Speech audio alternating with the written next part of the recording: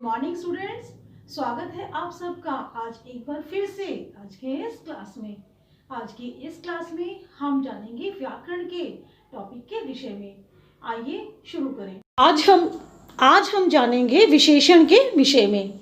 विशेषण के विषय में जानने से पूर्व आइए पहले कुछ चित्र देखते हैं। यह है एक फूल का चित्र जहां लिखा है लाल गुलाब। दूसरे में दूसरी बोतल, नीचे एक सैनिक का चित्र बना हुआ है और वाक्य लिखा है वीर सैनिक।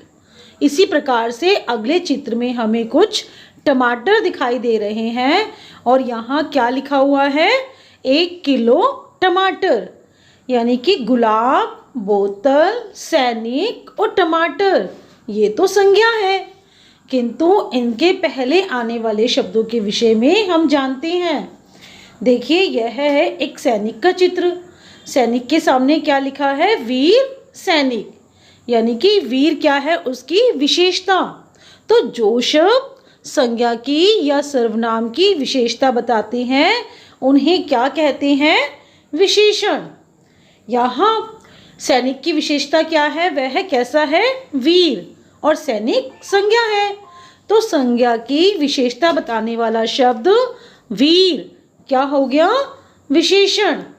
जैसा कि ऊपर विशेषण की परिभाषा में भी लिखा है कि जो शब्द संज्ञा अथवा सर्वनाम शब्दों के गुण, संख्या, मात्रा, अवस्था आदि की विशेषता बताते हैं उन्हें क्या कहते हैं विशेषण कहते हैं। आइए और अधिक जाने विशेषण के विषय में। यहाँ यह है टमाटर का चित्र और टमाटर के पास क्या लिखा है 1 किलो टमाटर। टमाटर तो संज्ञा है और संज्ञा की विशेषता बताने वाले शब्द क्या हो गए विशेषण। तो 1 किलो यह टमाटर की विशेषता है कि टमाटर कितने हैं, 1 किलो हैं, कुछ हैं, कम हैं, अधिक हैं, ये सभी तो टमाटर की विशेषता है। और तो हम यह भी कह सकते हैं लाल, क्योंकि लाल भी तो टमाटर की विशेषता है।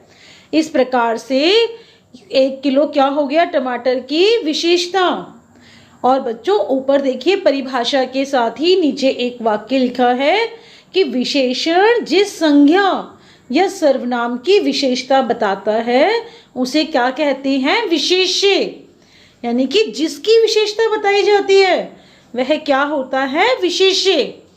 अगले चित्र में हम विशेष्य के विषय में और जानेंगे। यह फूल का चित्र है। फूल कैसा है लाल, यानी कि गुलाब का फूल कैसा है लाल रंग का। लाल गुलाब की विशेषता है। तो यहाँ विशेषण शब्द कौन सा हो गया लाल। और अभी हमने जाना था विशेष्य कि जिसकी विशेषता बताई जाती है उसे क्या कहते हैं विशेष्य।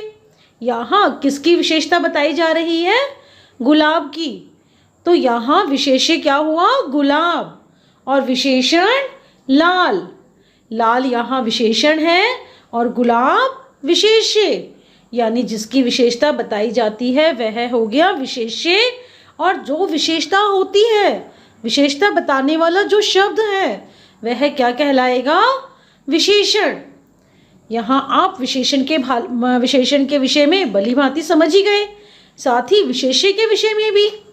आइए अब जाने विशेषण के भेदों के बारे में। विशेषण के 4 भेद होते हैं। कौन कौन से? गुणवाचक विशेषण, संख्यावाचक विशेषण, परिमाणवाचक विशेषण और चौथा विशेषण का भेद है सार्वनामिक विशेषण। विशेषण के कितने भेद हो गए 4 भेद। गुणवाचक विशेषण, संख्यावाचक विशेषण, परिमाणवाचक विशेषण और सार्वनामिक विशेषण। आइए अब जाने गुणवाचक विशेषण के बारे में। यहाँ एक बगीचे का चित्र बना है। बगीचा कैसा है सुंदर। लड़का कैसा है मोटा। और तीसरा चित्र बना हुआ है एक पतंग का, जहाँ लिखा है लाल पतंग। तो पतंग कैसी है लाल। तो ये सभी शब्द सुंदर, मोटा और लाल क्या हो गए विशेषण। क्यों? क्योंकि यह गुण है। यहाँ बच्चों गुण से हमारा तात्पर्य केवल अच्छे गुणों से ही नहीं है, गुण बुरे भी हो सकते हैं। जैसे लड़का मोटा है तो यह भी उसका गुण ही है। गुण में क्या क्या हो सकता है? अच्छा, बुरा, सुंदर, मुलायम, मीठा, शुद्ध। जैसा कि हमने देखा था सैनिक कैसा है? वीर। तो ये सभी शब्द उसके गुण हैं। यदि किसी संज्ञा या सर्वनाम के आकार के विषय में बात की जा रही है तो वह भी कौन सा भेद कहलाएगा? गुणवाचक विशेषण। और तो और यदि संज्ञा या सर्वनाम के रंग के बारे में बताया जा रहा है, उनकी रंग की विशेषता बताई जा रही है, तो वह भी गुणवाचक विशेषण के ही अंतर्गत आएगा। प्रकार से यहाँ सुंदर, मोटा, लाल विशेषण के कौन से भेद हो गए? गुणवाचक विशेषण। अब हम जानेंगे विशेषण के दूसरे भेद के विषय में। दूसरा भेद है विशेषण का संख्यावाचक विशेषण। जैसा कि नाम से ही पता चल रहा है, यहाँ संख्या संबंधी विशेषता बताई जाएंगी। जो विशेषण संज्ञा शब्दों की संख्या तथा क्रम आदि की विशेषता बताते हैं, उन्हें कौन से विशेषण कहते हैं? संख्यावाचक विशेषण। क्रम जैसे आपका नंबर, दूसरा, तीसरा। अभी हमने बोतल के सामने देखा भी था, दूसरी बोतल लिखा था, तो यह उसका क्रम हो गया। तो जो शब्द संख्या बताते हैं या क्रम बताते हैं, वे कौन से विशेषण हो गए? संख्यावाचक विशेषण। जैसे कि यहाँ चित्र में कुछ बच्चे हैं और क्या लिखा है? कुछ, यानी यह भी तो बच्चों की संख्या ही हो गई। हालांकि यह हमें निश्चित संख्या नहीं बता रहे।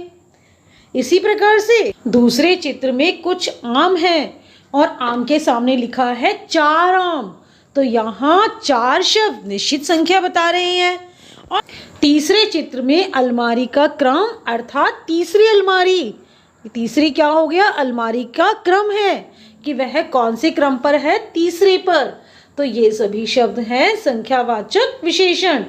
संख्यावाचक विशेषण में भी कुछ शब्द तो निश्चित संख्या बताते हैं, जैसे 3, 5, 7, 100, कोई भी संख्या हो सकती है। और अनिश्चित संख्या बताने वाले शब्द हैं कुछ, कई, बहुत से। ये सभी शब्द अनिश्चित संख्या का बोध करा रहे हैं, क्योंकि इन शब्दों से निश्चित संख्या हमें पता नहीं चल रही। और कुछ शब्द संज्ञा की क्रम के विषय में हमें बताते हैं। संज्ञा के क्रम के विषय में बताने वाले शब्द, ये सभी शब्द भी संख्यावाचक विशेषण के ही उदाहरण हैं। तो इस प्रकार से हमने विशेषण के किस भेद के विषय में जाना? संख्यावाचक विशेषण के विषय में। आइए अब जाने विशेषण के तीसरे भेद के विषय में। अभी तक हमने कौन कौन से भेदों के विषय में जाना? गुणवाचक विशेषण और संख्यावाचक विशेषण। अब हम जानेंगे परिमाणवाचक विशेषण के विषय में। बच्चों, परिमाण का अर्थ होता है मापतोल। तो वे सभी विशेषण शब्द जो हमें संज्ञा के मापतोल के विषय में बताते हैं, वे कौन से विशेषण हो गए? परिमाणवाचक विशेषण। जैसे 2 किलो चावल, ढेर सा अनाज, 3 मीटर कपड़ा। यहाँ 2 किलो, ढेर, 3 मीटर, ये सभी शब्द तो हमें संज्ञा के मापतोल के विषय में बता रहे हैं। बच्चों, मैं आपको एक बात और बताऊंगी जो कि बहुत ही जरूरी है कि परिमाणवाचक विशेषण शब्द उन्हीं संज्ञा शब्दों के साथ प्रयोग किए जाते हैं जिन्हें गिना नहीं जा सकता। जिन संज्ञाओं को गिन नहीं सकते, उनके साथ कौन से विशेषण शब्द आते हैं? परिमाणवाचक विशेषण।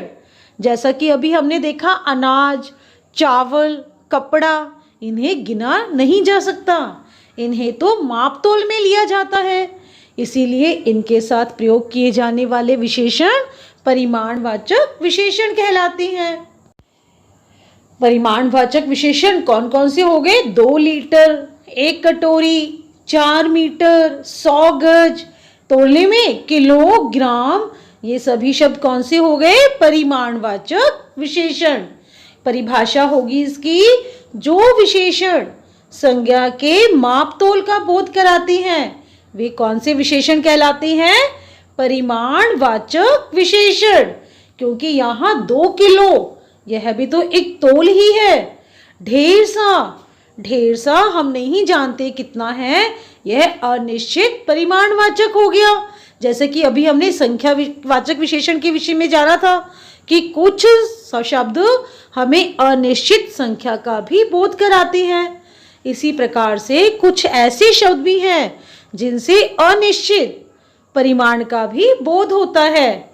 आइए अब जाने विशेषण के चौथे भेद के विशेष में। विशेषण का चौथा भेद कौन सा है? सार्वनामिक विशेषण। अभी तक हमने विशेषण के 3 भेदों के विषय में जाना, चौथा भेद है सार्वनामिक विशेषण। बच्चों, हमने सर्वनाम पढ़े हैं इससे पहले। सर्वनाम शब्द कौन कौन से पढ़े थे, आपको याद आया है? आप, हम, तुम, वह, वे, ये सभी शब्द क्या हैं? सर्वनाम। याद आया आपको? हमने अनिल के जन्मदिन के विषय में जाना था, जिसमें वह क्या था? सर्वनाम। तो जहां सर्वनामों का प्रयोग विशेषण के रूप में किया जाता है तो वे सर्वनाम क्या कहलाते हैं? सार्वनामिक विशेषण। जैसे वे फल सड़ गए, वे सर्वनाम है, किंतु यहाँ हम वे यानी कि विशेषण के रूप में प्रयोग कर रही है वे शब्द को, कि कौन से फल? वे फल। इसी प्रकार से यह किताब सुशांत की है, यह सर्वनाम है, किंतु यहाँ यह शब्द विशेषण के रूप में प्रयोग किया गया है, क्योंकि किताब, कौन सी किताब? यह किताब।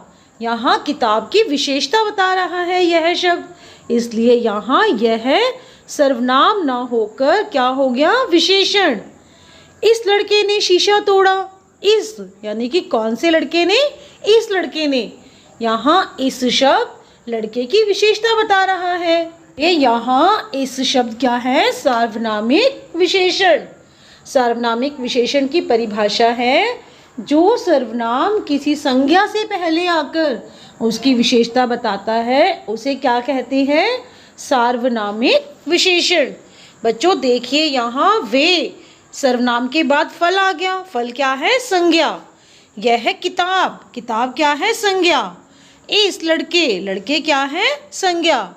इस प्रकार से जब सर्वनाम के तुरंत बाद संज्ञा शब्द का प्रयोग किया जाए तो वह सर्वनाम क्या कहलाता है?